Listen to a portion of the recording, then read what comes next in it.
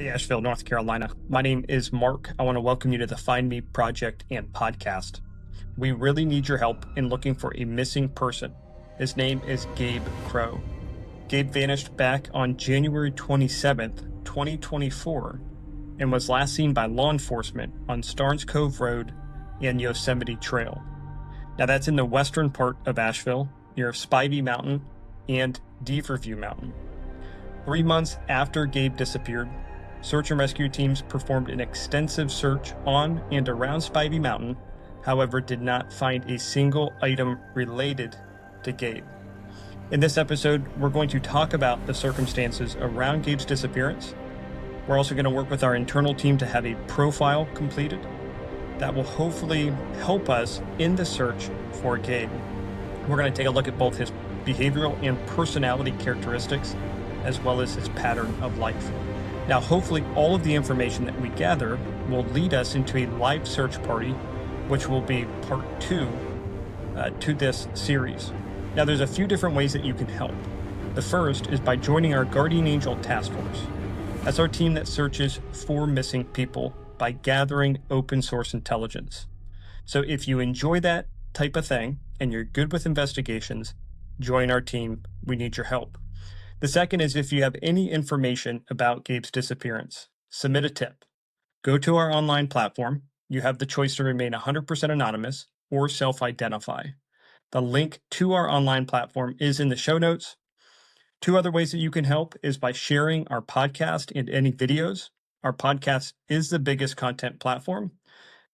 You can also like, follow, and subscribe.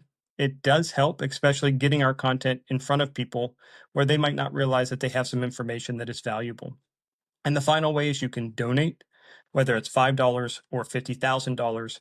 We are 100% self-funded. So any donation amount really does help, and we are very thankful for any support. With that said, let's go ahead and get started with today's episode. A mission with purpose to find the missing using the power of social networking and cutting-edge technology. We're military veterans, technologists, scuba divers, and relentless seekers. From deep forests to sunken vehicles, from silence to signal, every clue matters. If you've ever felt the call to stand for something greater, this is your moment. This is the Find Me Project. January 25th, 2024. Just another cold day in the Blue Ridge Mountains.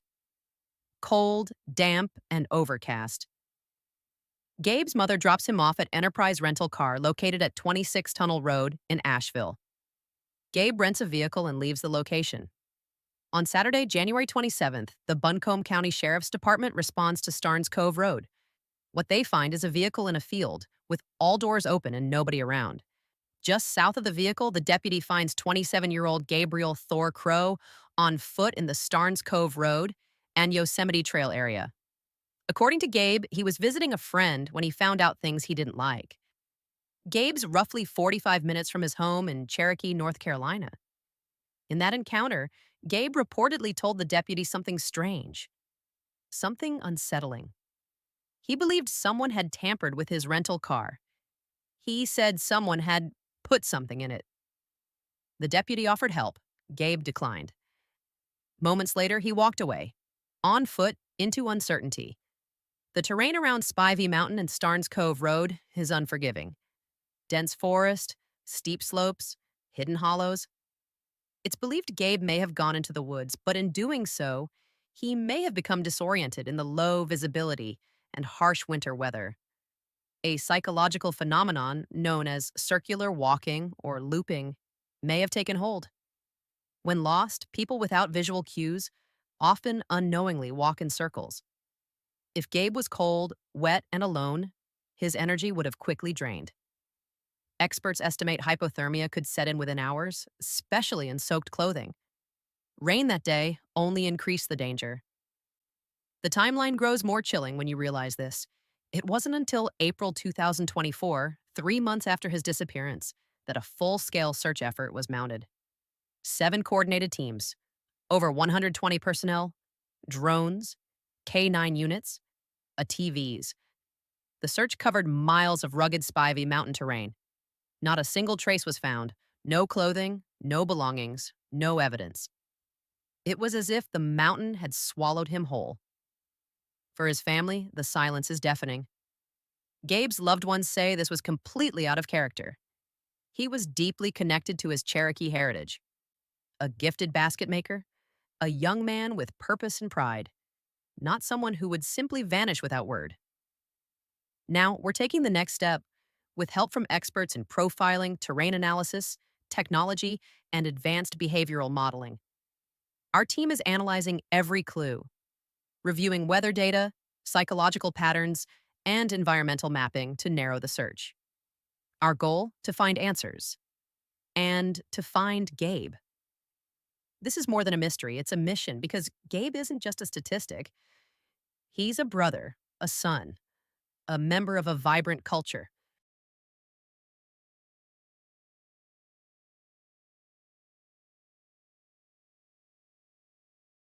So I started with that. I sat outside of that area just wondering, why it is that maybe he chose that area specific. I don't know. I haven't looked into and done my own intelligence gathering, right, on my own end. Like, where was he living and um why was that more ideal? And then why was the car in the location it was, as the last point where we know he was. Um and just from what I can tell looking at his photo, he was a young guy. Um, and he didn't seem like somebody that would scare easy just from a photo, right? Um, I think that a lot of what he was dealing with was very situational, fear based, and he was reacting and his body was reacting as such. Now, it could also be based on what he was told while he was there, not just a perceived threat, but what he was told by a friend, maybe somebody who was at the. Gabe said he had been visiting a friend and found out things he did not like. The phrasing suggests a sudden revelation. The use of did not want to be involved with them anymore implies he may have been involved to some degree up until that discovery. This is a strong linguistic cue that Gabe experienced a rapid reassessment of his situation. Something happened that crossed a personal line, triggering an urgent need to extricate himself. Psychologically, this indicates cognitive crisis. His perception of the friend or situation was shattered by new information, causing internal conflict and a need to resolve it by fleeing. The fact that he verbalized this to the deputy shows it was a forefront concern in his mind, not a trivial detail.